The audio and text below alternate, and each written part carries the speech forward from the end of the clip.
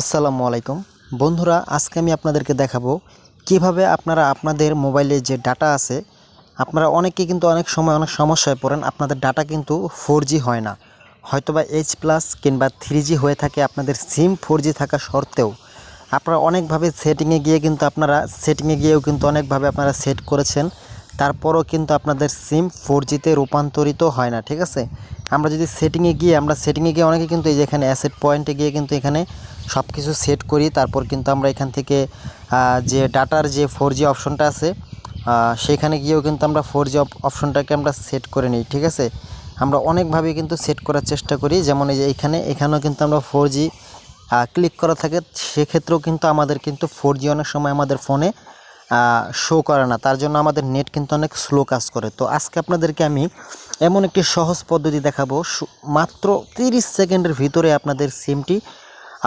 Data 4G হয়ে যাবে। আপনাদের সিমের যে ডাটা কানেকশন সেটা 4G হয়ে যাবে।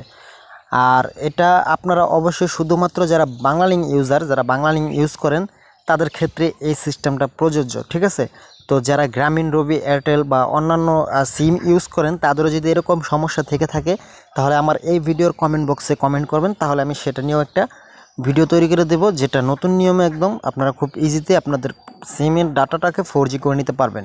তো আজকে আমি বাংলালিংকেরটা দেখাচ্ছি। ঠিক আছে, তো কিভাবে কি করবেন চলুন শুরু করা যাক। তো এর জন্য আপনারা সর্বপ্রথম আপনাদের ফোনে থাকা যে ডায়াল প্যাডটা আছে, এই যেটা, এটার উপর ক্লিক করবেন, যেটাতে আমরা কি কল করি। এখানে ক্লিক করার পর এখানে আপনারা একটা কোড ডায়াল করবেন। যেমন এটা একটা ডায়াল করবেন *5000*44#।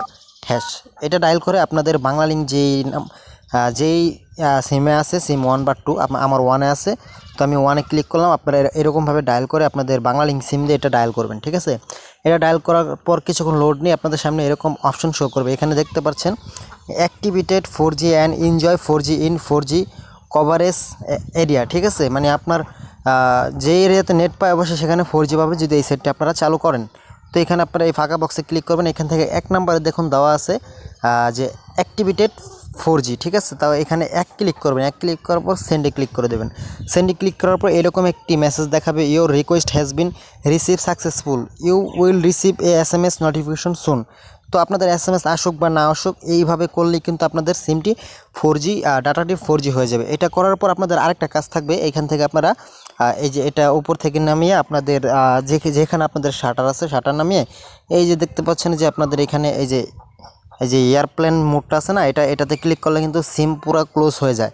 তারপর আবার ক্লিক করলে কিন্তু সিমটা কিন্তু আবার নতুন করে চালু হয়। তো আপনারা এই যে এই এয়ারপ্লেনে একটা ক্লিক করে দিবেন, ওইভাবে ডায়াল করে অ্যাক্টিভেটেড 4Gতে এক চাপ দিয়ে সেন্ড করার পর এখানে এসে এই এয়ারপ্লেন এটা একবার করে দেবেন, অন করে দেবেন, তারপর আবার অফ করে দেবেন। তারপর আপনারা ফোনের ডাটা চালু করবেন। ওকে, তারপর দেখবেন সাথে সাথে কিন্তু আপনাদের এই সিমটা 4Gতে ডাটাটা 4Gতে রূপান্তরিত হয়ে যাবে। ঠিক আছে, তো এটা করে দেখেন 100% এটা একদম কার্যকরী, এটা প্রমাণিত। ঠিক আছে, তো আমার 4G করা আছে অলরেডি, তাই আমি এত কিছু করে দেখালাম আপনাদেরকে। সাপোজ আমি এতটুকুই দেখাইলাম, আপনারা এতটুকু করবেন যাদের এই সমস্যাটা আছে।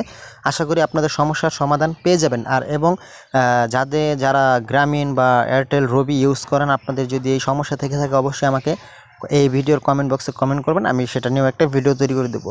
তো আজকে এই পর্যন্তই ছিল, সবাই ভালো থাকবেন। আসসালামু আলাইকুম।